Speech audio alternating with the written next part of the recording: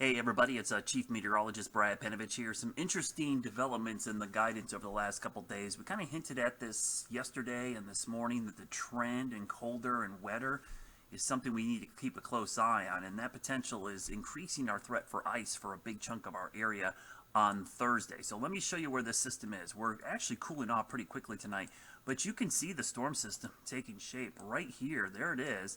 It's going to be moving across the south and basically a little bit further south than the storm that hit just 2 days ago that brought us, the heavy rain and some lightning and thunder. I guess it was only a day ago now, but this is the next system in the line, and this one, it's going to have bigger impact on us for sure. We're certainly going to see that potential for ice. The cold air, it's been centered over the middle of the country, but I'll tell you what, it's starting to creep closer to the Carolinas. We're seeing some of that cold air spilling into the mountains and starting to wrap around and get wedged up against the mountains in that typical, what we call cold air damming regime.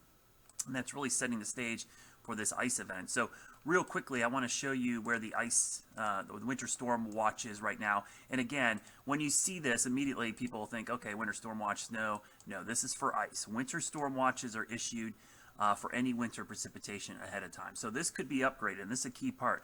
Winter storm warning is where we start. It either goes to freezing rain advisory, winter weather advisory, ice storm warning, or winter storm warning.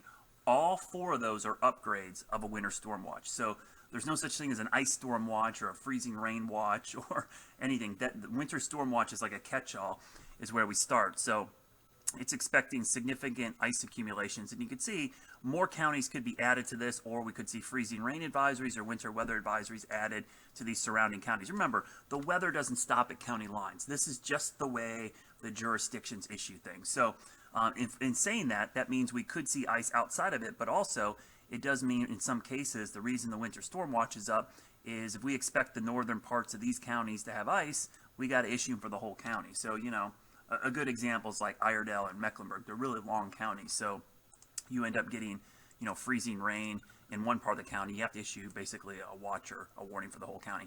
It's getting cold quick out there tonight.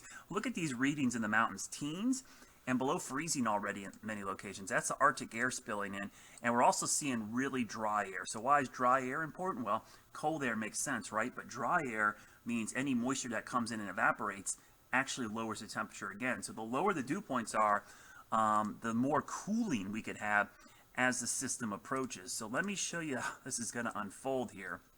Tomorrow should be fine. So Wednesday, you got time to prepare. And again, I would prepare for possible power outages, especially north, and grab some extra supplies. You might be stuck for a while.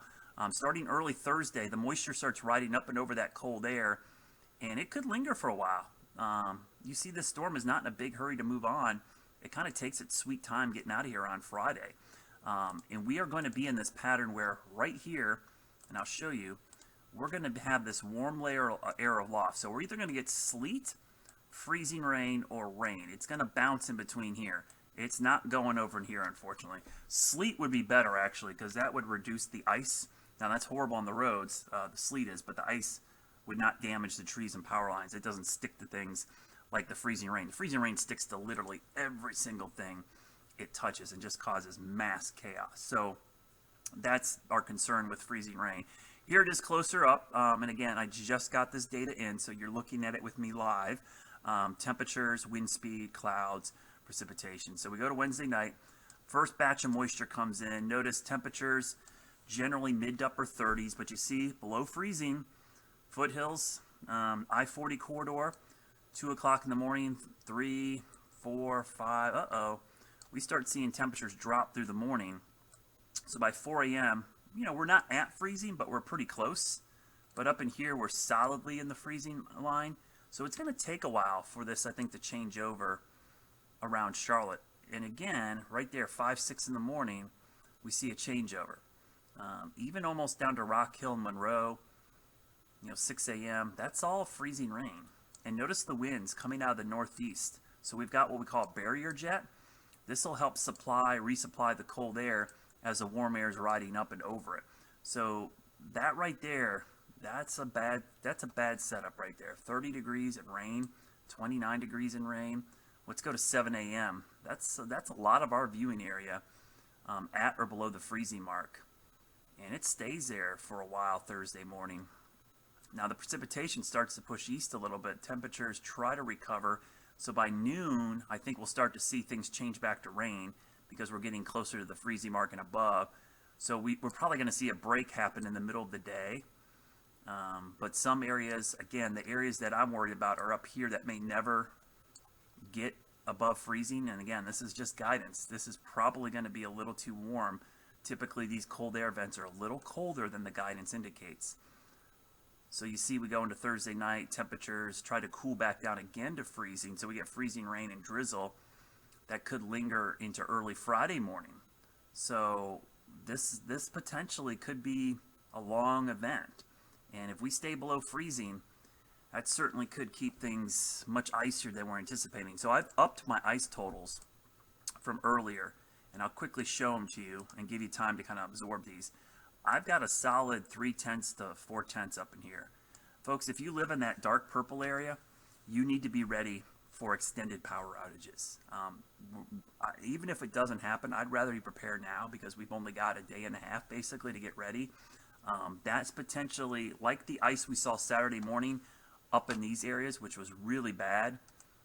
Up in here, it's going to be over a much bigger area.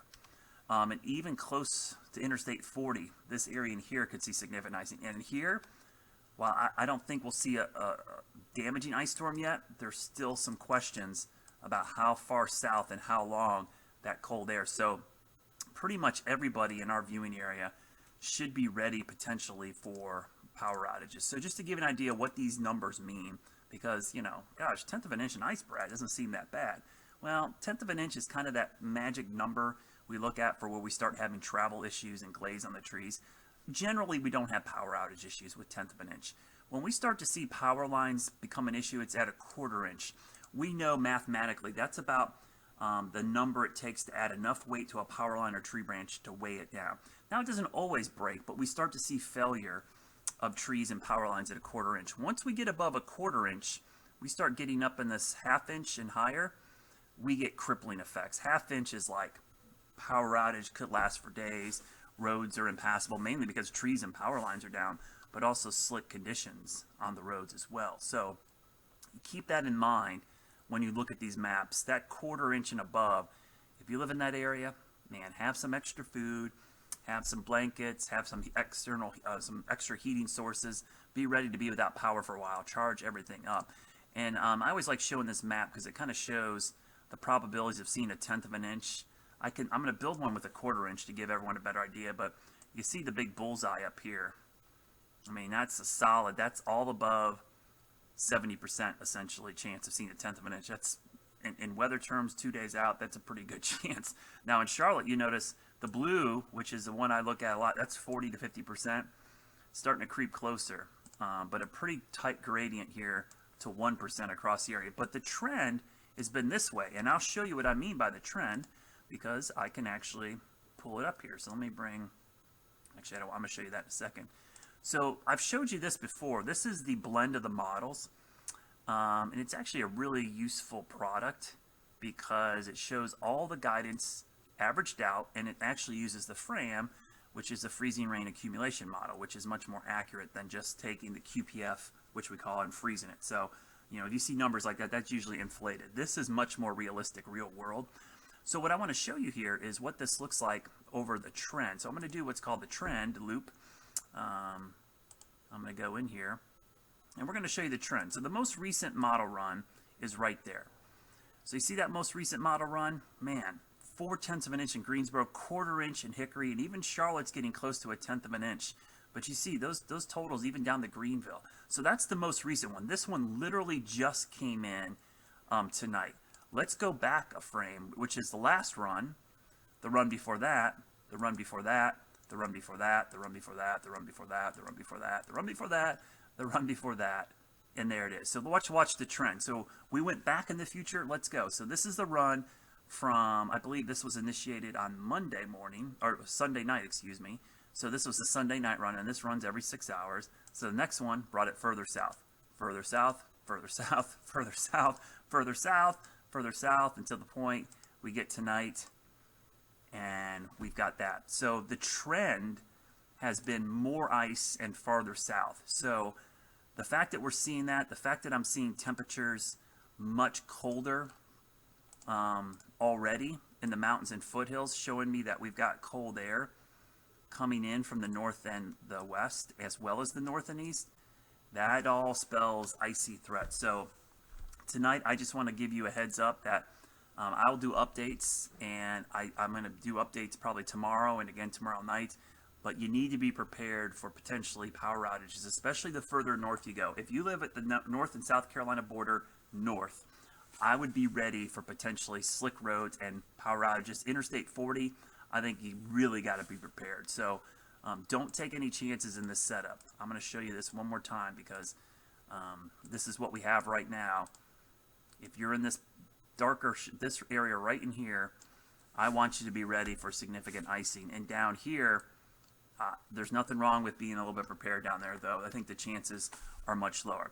I'll be on tonight at 11. I will make any updates to the map. I will post them. Of course, I will do a complete blog tomorrow morning on this ice setup. So please be safe out there, everybody, and take care.